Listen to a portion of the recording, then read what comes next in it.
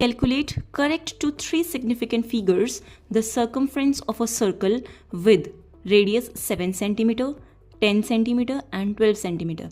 यहाँ पे देखो इस क्वेश्चन में हमें 3 पार्ट्स गिवन हैं, जिसमें एक का रेडियस 7 है, एक में 10 है और एक में 12 है, और हमें सर्कमफ्रेंस निकालनी है।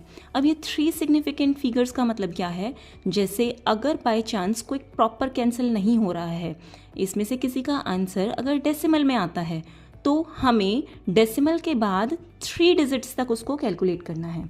इस 3 सिग्निफिकेंट फिगर्स का मतलब ये नहीं कि हमें इसकी फिगर्स बनानी है, इसका मतलब है कि हमें डेसिमल के बाद 3 डिजिट्स तक इसका आंसर कैलकुलेट करना है।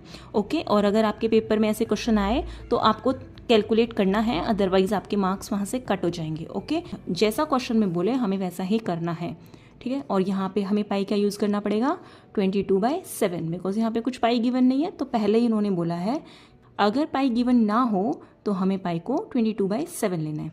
अब देखो इस क्वेश्चन को कैसे करना है, तो हमें फर्स्ट पार्ट में रेडियस 7 सेंटीमीटर गिवन है, तो हमें पता है सर्कमफ्रेंस का फॉर्मूला क्या होता है, 2πr, है ना। यहाँ पे जो भी वैल्यूज़ हमें पता है उन्हें सब्सटीट्यूट कर देते हैं तो सर्कमफ्रेंस निकल जाएगा। सर्कमफ्रेंस कैलकुलेट करना है, इसको हम c रहने देते हैं, 2 × पाई की वैल्यू हमें यूज़ करनी है 22/7 और रेडियस हमें गिवन है 7 से 7 कैंसिल हो जाएगा, तो यहाँ से हमारी सर्कमफ्रेंस आ जाएगी 22 × 2 44 सेंटीमीटर। ठीक है, इजी है ना, सिर्फ फॉर्मूला में वैल्यूज़ पुट करनी है।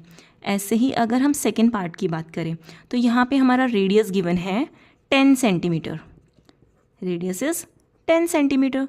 सिंपली क्या करना है, फॉर्मूला में वैल्यूज़ पुट करनी है, 2πr, 2 × 22/7 × r की जगह हम 10 पुट कर देंगे। 22 × 2 इज़ 44 और 10 से मल्टीप्लाई करेंगे तो 440 आ जाएगा, 440/7।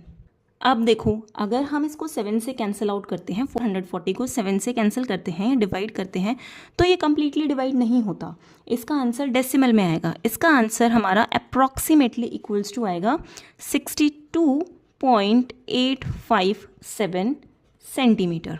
अब क्वेश्चन में हमें बोला गया था कि 3 डेसिमल प्लेसेस तक करना है, तो 1 2 3, उसका मतलब ये था कि हमें डेसिमल के बाद 3 डिजिट्स तक इसका आंसर कैलकुलेट करना है।